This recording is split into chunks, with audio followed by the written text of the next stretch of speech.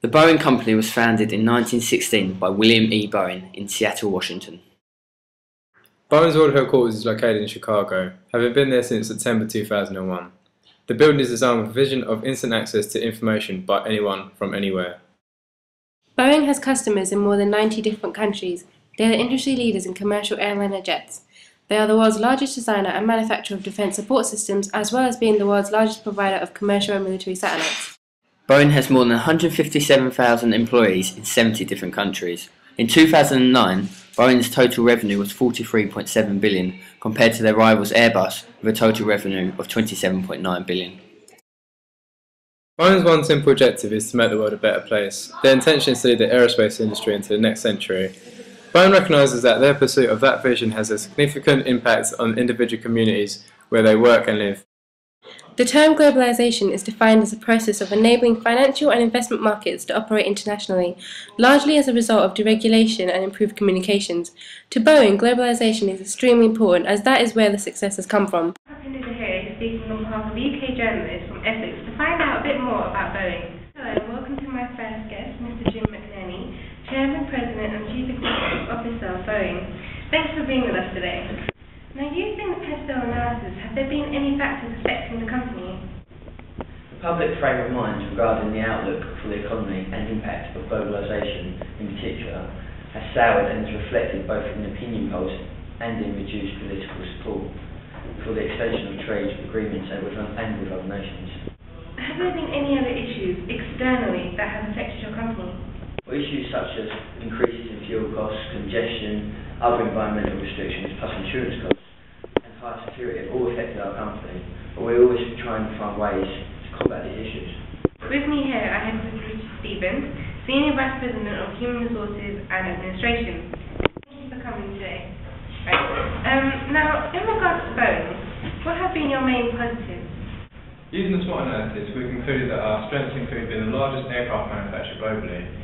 We deliver a large amount of orders to both developed and developing countries.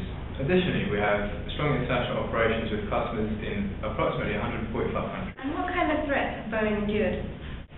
Well, in terms of threats and globalisation, Boeing have very little to worry about. This is due to the significant recognition we have globally. However, the main threat and still a worry to us was 9/11. Boeing had to endure big losses in revenue since 2001.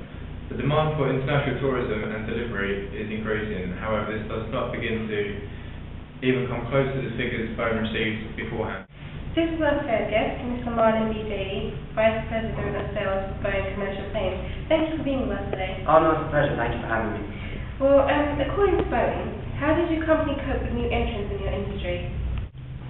Well, the more new airlines enter the market, the more saturated it becomes for everyone. Brand name recognition and frequent flyers also play a role in the airline industry. An airline with a strong brand name and incentives also can often lure a customer even if its prices are higher, which means that they would want a large, safe, good quality aircraft in order to do so. I see. So if Boeing wasn't here today, what would airlines be using instead? Airbus is also a main key substitute for consumers as an entirely known company with a good reputation. But then bringing out new aircraft such as the Airbus A380, they challenge us to compete with them. This being because major airline companies want to deal with using larger aircraft in order to take on more and more people on board their flights. This is why we brought out our Boeing 787 Dreamliner, as new aircraft such as these will attract more consumers such as BA and Emirates, as they are looking to take on board more passengers to increase their profits for themselves and us also.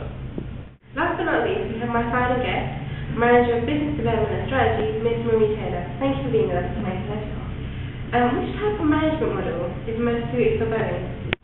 Using the Competing Values Framework, our company focuses on the external control and flexibility category, as we fall under both the open system models and the rational flow model. We not only manufacture commercial aircraft, but we also manufacture aerospace and defence aircraft. This clearly indicates that Boeing have growth resource acquisition under the open model system. This is the Completing Values Framework, and this is the corporate strategy of Boeing. Within Boeing, what other aspects do you have within your company? We also have the biggest and most cost-effective technological advancement for the commercial aircraft industry. The increased production time will save costs on labour and enable better resource usage for each plane made. This outlines the production accomplishment under the rationale goal model. Boeing's employees are already highly skilled, but to bring out a new reward scheme would maintain their standards in high quality for their production. Also, to improve customer relations, they should be more aware of customer purchases, as research shows that Boeing's customers are very sensitive to price change. Boeing can also look into developing into new markets such as the train industry. However, Boeing would have to wait a number of years to be financially strong to do so.